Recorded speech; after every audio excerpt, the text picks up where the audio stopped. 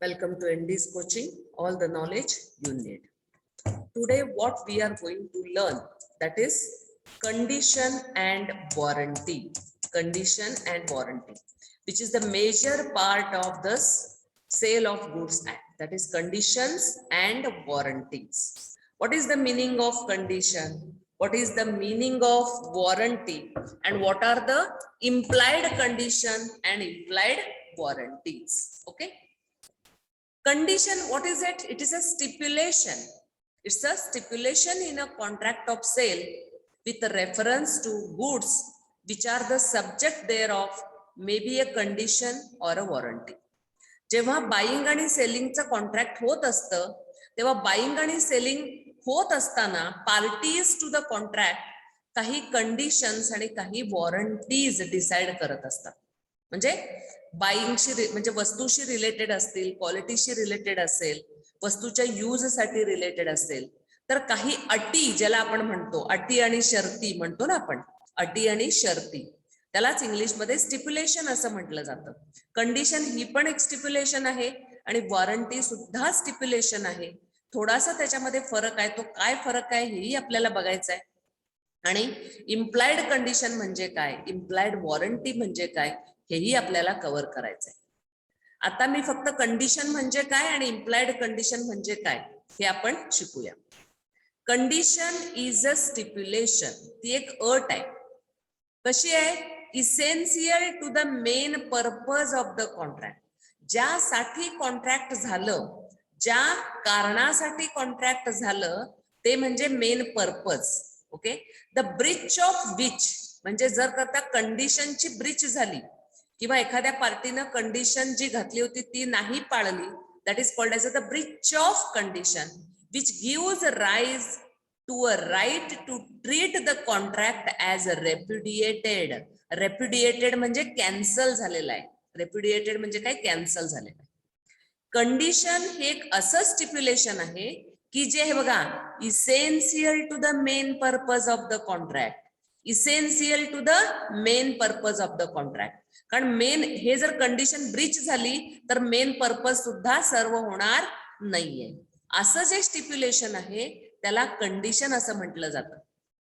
जर कंडिशनचं ब्रीच झालं तर कॉन्ट्रॅक्ट सुद्धा कॅन्सलच होतं, कॉन्ट्रॅक्टचं सुद्धा ब्रीच झालं असं समजलं जातं. कंडिशन ही खूप महत्वाची गोष्ट आहे. आता दुसरं काय आहे बघा, warranty. Warranty is a stipulation. दोघे स्टिप्युलेशनच आहेत, त्या पण अटच आहे ती पण ती इसेन्शियल नाही आहे. ती काय आहे? Collateral to the main purpose of the contract. ही काय आहे? Essential to the main purpose of the contract. ही काय आहे? सेकंडरी आहे, कोलॅटरल आहे. त्याचं ब्रीच झालं, वॉरंटीचं ब्रीच झालं तर फक्त समोरचा व्यक्ती डॅमेजेस रिकव्हर करू शकतो पण कॉन्ट्रॅक्ट कॅन्सल करू शकत नाही. पण इथं काय आहे बघा, कंडिशनचं ब्रीच झालं तर कॉन्ट्रॅक्ट कॅन्सल होतं, पण वॉरंटीचं ब्रीच झालं तर कॉन्ट्रॅक्ट कॅन्सल होत नाही, कॉन्ट्रॅक्ट रेप्युडिएट होत नाही. फक्त समोरच्या माणसाला त्याला जे काही डॅमेजेस झालेले आहे, जे काही नुकसान झालेलं आहे ते क्लेम करण्याचा अधिकार त्याला येतो. A warranty is a stipulation, collateral, secondary to the main purpose of the contract. Breach of which म्हणजे breach of warranty gives rise to the claim for damages but not a right to reject the goods and treat the contract as cancelled किंवा repudiated. येते लक्षात तुम्हाला? म्हणून कुठलं महत्वाचं आहे? Condition महत्वाचे आहे, वॉरंटी ही सेकंडरी आहे. येते. आता काही एक्सप्रेस आणि इम्प्लाइड कंडिशन्स आणि वॉरंटीज आहेत. काही एक्सप्रेस आहेत आणि काही इम्प्लाइड आहेत. एक्सप्रेस म्हणजे काय? तोंडानं बोलून दाखवलेले आहेत, रिटर्न स्वरूपामध्ये एक्सप्रेस केलेले आहेत समोरच्या पार्टीनं. पण इम्प्लाइड म्हणजेच काय? लिहायची गरज नाहीये, कॉन्ट्रॅक्ट मध्ये अग्रीमेंट मध्ये लिहायची गरज नाहीये, ते आपोआपच इट इज इम्प्लाइड, ते असलंच पाहिजे, त्याला आपण काय म्हणतो? Implied. Okay. Express condition and warranties. Express condition and warranties are those which have been expressly म्हणजे बोलून दाखवलेला आहे किंवा रिटर्न स्वरूपामध्ये किंवा ओरल स्वरूपामध्ये agreed upon by the parties at the time of contract of sale. आता एक्सप्रेस म्हणजे काय, माल कुठं पोचवायचा आहे, माल कशानं पोचवायचा आहे, मालाची प्राइस काय असणार आहे, माल किती इन्स्टॉलमेंट मध्ये म्हणजेच काय प्रत्येक ऑर्डरला किती पोचवायचं आहे, अशा अनेक बोलून दाखवलेले जे टर्म्स अँड कंडिशन्स असतात त्याला आपण एक्सप्रेसली किंवा एक्सप्रेस कंडिशन अँड वॉरंटीज असं म्हणू. पण इम्प्लाइड जे आहेत ना, implied conditions and warranties are those which law incorporates. Law काय म्हणतो की ते असलंच पाहिजे, ती लिहायची गरज नाहीये. आता हा माझा मोबाईल आहे, बरोबर आहे, हा मी विकणार आहे, तर अग्रीमेंट मध्ये हे लिहायची गरज नाही, हा मोबाईल नीता देशपांडेंच्या मालकीचा आहे आणि तो ह्या दिवशी ह्या प्राइसला विकला जाणार आहे. ही काही कंडिशन आणि वॉरंटी नाहीये. हे काय आहे, हे माझ्या मालकीचंच आहे, तेव्हाच मला विकण्याचा अधिकार येतो. म्हणजे it is implied. The ownership over the mobile is of the seller. It is implied. कायद्यानं ते गृहीत धरलं जातं, अझम्पशन केलं जातं, त्याला म्हणायचं इम्प्लाइड. येते लक्षात. हा मोबाईल मी चोरलाय आणि विकायला लागली आहे, माझा मालकी हक्कच या मोबाईल वरती नसेल, टायटलच नसेल, तर obviously that is the breach of condition. Condition काय आहे की टायटल तुमचं असलं पाहिजे तरच तुम्हाला विकण्याचा अधिकार आहे. येते लक्षात तुम्हाला. सर ह्या गोष्टी म्हणजेच इम्प्लाइड आहेत. हे बायर किंवा सेलर प्रत्यक्षात अग्रीमेंट करत असताना लिहायची गरज नाही, हे बाबा हे गुड्स माझ्या मालकीचे आहेत, हे मोबाईल माझ्या मालकीचा आहे, हे पर्टिक्युलर वस्तू माझ्या मालकीची आहे, असं लिहायची गरज नाही. It is implied. कायद्यानं ते गृहीतच धरलं जातं.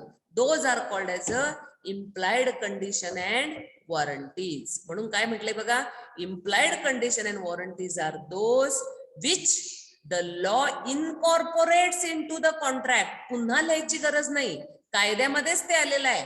Unless the party stipulate to the contrary. त्याच्या विरुद्ध जाऊन पार्टीने जर करता लिखित स्वरूपात काही अटी आणि शर्ती घातल्या तर प्रश्न वेगळा आहे. पण इम्प्लाइड जेव्हा आपण म्हणतो तेव्हा पुन्हा ते लिखित स्वरूपात येणं गरजेचं नाहीये. येते लक्षात. It is implied. आता असे कुठले कुठले आहेत इम्प्लाइड कंडिशन्स, कुठले कुठले आहेत. आता एक्सप्रेस जे आहे ते पुन्हा त्याच्यात टाइप्स नाही आहेत बरं का. पण जेव्हा आपण काय म्हणतो आपण पहिल्याच्या ह्याच्यामध्ये इम्प्लाइड आहे ना, पहिलं एक्सप्रेस ह्याच्यामध्ये काइंड्स नाही आहेत, पण इम्प्लाइड कुठले कुठले आहेत की जे लिहायची गरज नाही आहे अग्रीमेंट मध्ये, असे कुठले इम्प्लाइड कंडिशन्स आहेत ते आपण बघूया. वॉरंटी नंतरच्या लेक्चरला बघणार आहे आपण. इम्प्लाइड कंडिशन्स कुठले कुठले आहेत. आता पहिलं काय आहे, condition as to title. Condition as to title. Title म्हणजे काय, टायटल म्हणजे ओनरशिप, टायटल म्हणजे मालकी हक्क. ज्या वस्तूंचा मालकी हक्क माझ्याकडे आहे अशाच वस्तू मी सेल करू शकते. येते लक्षात. कॉन्ट्रॅक्ट ऑफ सेल करत असताना सगळ्यात महत्वाचं, प्रत्येक सेलर कडं त्याचा राईट असला पाहिजे, म्हणजेच ओनरशिप असली पाहिजे. ते गुड्स सेल करण्याचा अधिकार त्याला असला पाहिजे, तरच तो सेलर होऊ शकतो आणि कॉन्ट्रॅक्ट ऑफ सेल हे होऊ शकतं. जर टायटलच नसेल तर प्रत्येक वेळेला अग्रीमेंट मध्ये लिहायची गरज आहे का, हे माल माझ्या मालकीचा आहे, हे गुड्स माझ्या मालकीचे आहेत, असं लिहायची गरज नाहीये.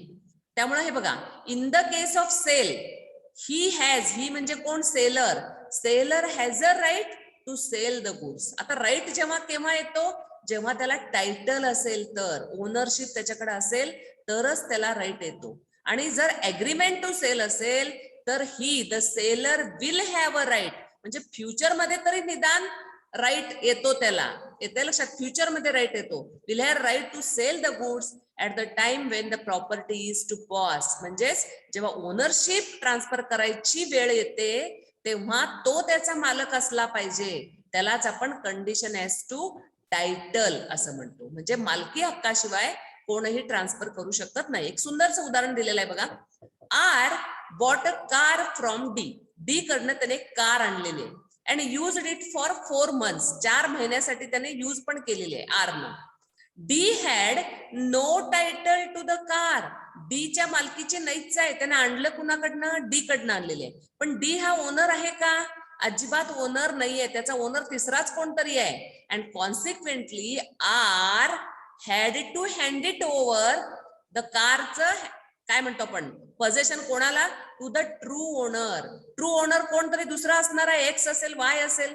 आर न डी कडनं आणलं, वापरली कार, पण जो ट्रू ओनर आहे ना, ऍक्च्युअल त्याचा जो ट्रू ओनर आहे तो आला आणि आर कडनं तो कार घेऊन गेला.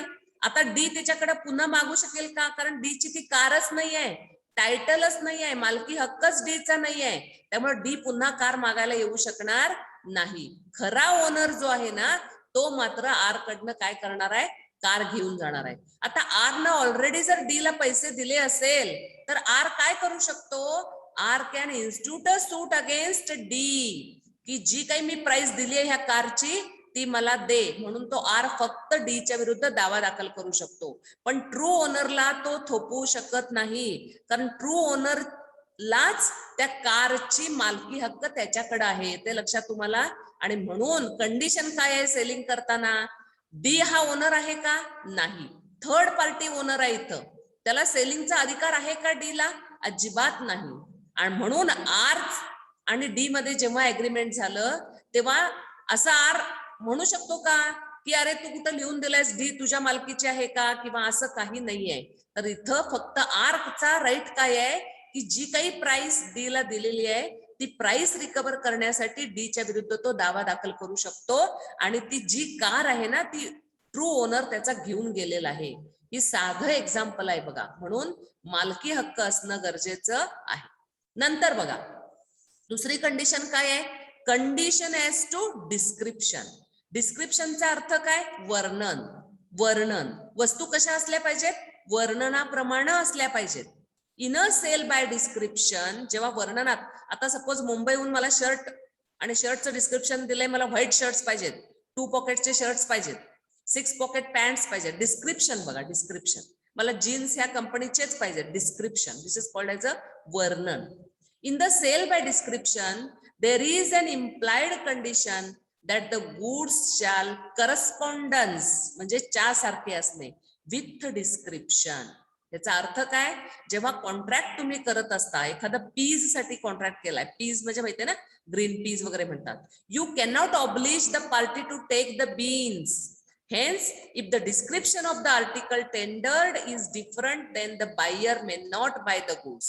म्हणजे जर करता सेलरनं डिस्क्रिप्शन वेगळं केलंय, पीस कसे आहेत किंवा शर्ट्स कसे आहेत किंवा पॅन्ट्स कसे आहेत, त्या डिस्क्रिप्शन प्रमाणे जर माल नसेल तर बायरला बाइंडिंग नाहीये तो माल घ्यायचा, तो केव्हाही रिजेक्ट करू शकतो.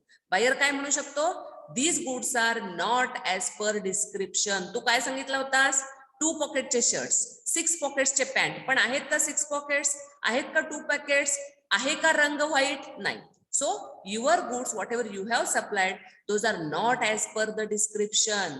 So buyer may reject those goods, कारण तिथं condition as to description follow झालेली नाहीये. आणि कंडिशन जेव्हा ब्रीच होते तेव्हा कॉन्ट्रॅक्ट सुद्धा आपोआप ब्रीच झालं. Breach of condition is treated as a breach of contract. आणि म्हणून डिस्क्रिप्शन प्रमाणे जर माल नसेल तर बायरला राईट काय येतो, ते गुड्स रिजेक्ट करण्याचा राईट येतो. ओके, नेक्स्ट तिसरी कंडिशन काय आहे बघा, condition as to sample. Sample म्हणजे काय, ही वस्तूचं सॅम्पल म्हणजेच 10 एक बॅरल तेल आहे आणि त्या तेलाची क्वालिटी काय आहे, डबल फिल्टर्ड आहे, ट्रिपल फिल्टर्ड आहे, सिंगल फिल्टर्ड आहे. हे एक सॅम्पल पाऊच असेल किंवा सॅम्पल एखादा बॉटल असेल किंवा काही सॅम्पल एखाद्या वस्तूचं जर दिलं गेलं सेलर कडनं आणि बायर त्या सॅम्पलवर आधारित राहून पुढचे जर कॉन्ट्रॅक्ट करत असेल आणि गुड्स ऍक्च्युअल सॅम्पल प्रमाणे नसतील तर that is called as a breach of condition. And breach of condition is always treated as a breach of contract.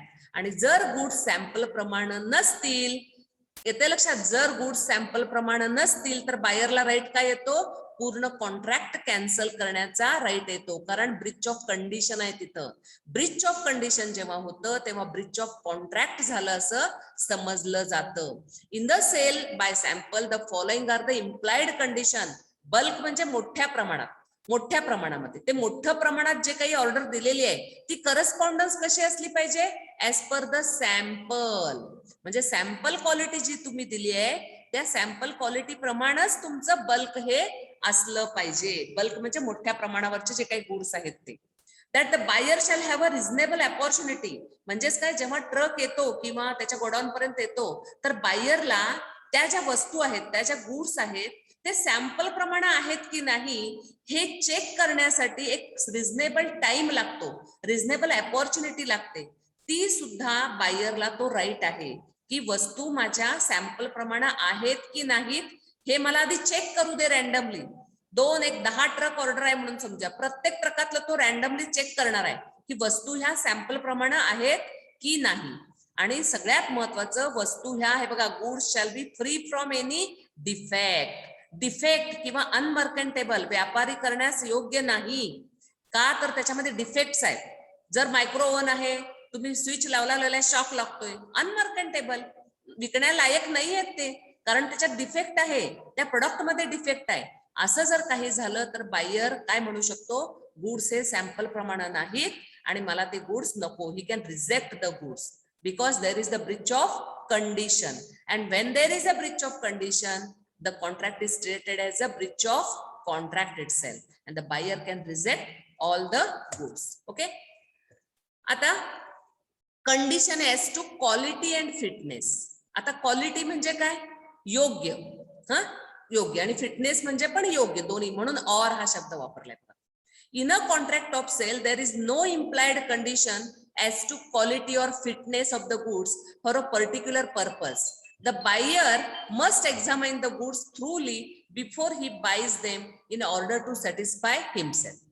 आता बघा, आपण बाजारामध्ये जातो, बाजारामध्ये 2 क्वालिटीचे आंबे आहेत, थोडेसे लोअर क्वालिटीचे आंबे आहेत आणि थोडे खूप चांगले अल्फान्सो मँगे आहेत. दोन्हीचा रेट वेगवेगळा असणार आहे. ओके, दोन्हीचा रेट वेगवेगळा असणार आहे आणि प्रत्येकाची जी बाईंग पर्चेसिंग कॅपॅसिटी असते त्याप्रमाणे ते परचेस करतात. आता क्वालिटी, जर तुम्ही लोअर ग्रेडचं खरेदी केलाय कारण तर त्याचे पैसे कमी आहेत म्हणून, आणि घरात जाऊन तुम्ही परत आलाय दुकानदाराकडे आणि कसलं क्वालिटी दिलाय, खराब आहे क्वालिटी, अरे चूज तुमच्याकडे होता ना, दोन्ही क्वालिटीचं होतं, चांगल्या क्वालिटीचं होतं आणि लोअर क्वालिटीचं पण होतं. बघा, चहापुडीमध्ये प्रकार असतात, एकदम स्टँडर्ड क्वालिटी असते, मीडियम क्वालिटी असते, लोअर क्वालिटी असते. प्रत्येकाची पर्चेसिंग कॅपॅसिटी जशी जशी असते त्या पद्धतीनं ती लोक खरेदी करत असतात. आलं लक्षात?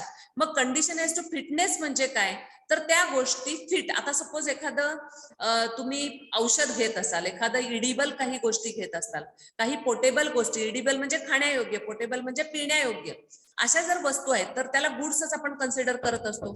तर त्या कशा पाहिजेत, फिटनेस पाहिजेत. कंडिशन त्याची काय पाहिजे, फिट पाहिजे.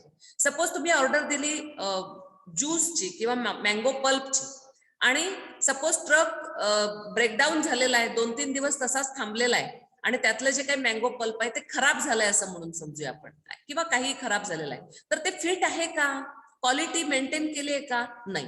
तर अशा वेळेला बायर काय म्हणू शकतो, this is the breach of condition, because goods are not fit, the goods are not having the quality to consume, आणि अशा वेळेला ते रिजेक्ट होऊ शकतात.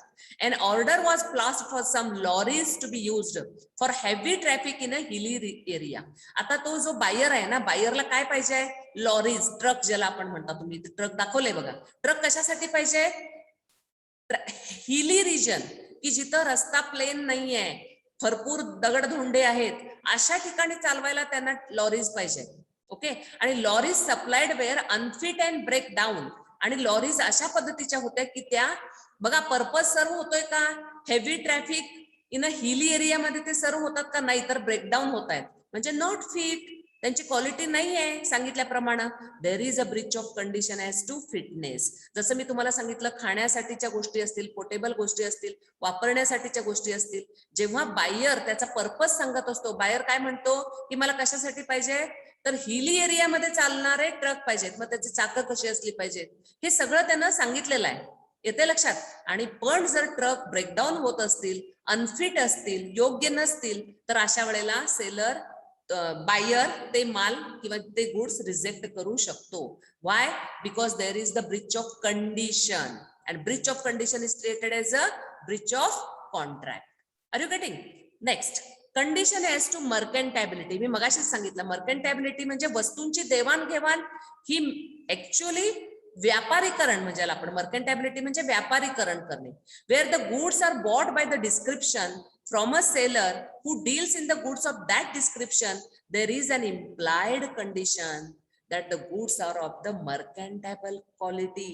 Mercantile quality म्हणजे ज्याचं मार्केट होऊ शकतं, फुल व्हॅल्यूला मार्केट होऊ शकतं. जसं मी मगाशी सांगितलं, मायक्रोवनची किंमत 10,000 आहे आणि घरात आणल्या पिन लावला एकदम मोठा स्फोट झाला, तर तो मायक्रोवन मर्कंटेबल क्वालिटीचा आहे का? किंवा बल्ब तुम्ही आणलाय, आल्या बल्ब लावला आणि तो बल्ब गेलाय, is it having the merchantability? No. म्हणजे गुड्स जेव्हा मार्केटमध्ये सेलला येत असतात त्याला कॉमर्शियल व्हॅल्यू असते. आलं लक्षात? प्रॉपर व्हॅल्यू असते. त्याचं ज्या पर्पजसाठी ते गुड्स बनवलेले असतात तो पर्पज सर्व होणं गरजेचं असतं. अदरवाईज मर्कंटेबिलिटी क्वालिटी त्यांच्यामध्ये नसतील. आणि म्हणून प्रत्येक फ्रीज, मायक्रोवन, इलेक्ट्रॉनिक गॅसगेट टेस्टेड असं दिलेलं असते बघा. टेस्टेड शिक्का मारलेला असतो. टेस्टेड म्हणजेच काय? Already we have tested and now we are selling. येते लक्षात ह्याला? आणि म्हणून जर असे गुड्स असतील तर केव्हाही ते रिजेक्ट करण्याचा अधिकार हा बायरला येतो. त्याच्यानंतर काय आहे? Condition as to wholesomeness. In case of eatables and provisions in addition to the implied condition as to mercantability. म्हणजे होलसमनेस मध्ये मर्कंटेबिलिटी म्हणजे व्यापारी करण्याची सुद्धा त्याच्यामध्ये क्षमता असली पाहिजे. आणि प्लस अनदर कंडिशन काय आहे की गुड शॅल बी होलसमनेस. आपण दूध का पितो? इथे चित्र दाखवलंय बघा मी. दूध का पितो? Because milk is a wholesome. त्याच्यामध्ये सगळे व्हिटॅमिन्स आहेत. म्हणून आपण एक ज्याला आपण काय म्हणतो, पिण्यालायक एक पोर्टेबल ड्रिंक आहे. आणि म्हणून लहान मुलांपासून म्हाताऱ्या लोकांपर्यंत दूध हे कंझ्युमेबल आहे. आलं लक्षात? पण एक एक्झाम्पल बघा. X purchased a milk from Y, a milk dealer. Y हा काय आहे? मिल्क डीलर आहे.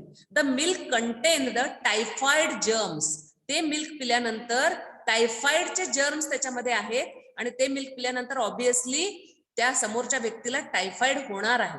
एक्स वाईफ म्हणजे ज्यानं परचेस केलं त्याच्या बायकोला ऑन टेकिंग द मिल्क और just drinking the milk got infected and died. आणि ते टायफॉइडचे जर्म्स असल्यामुळे त्याची बायको, एक्सची बायको मेली आहे.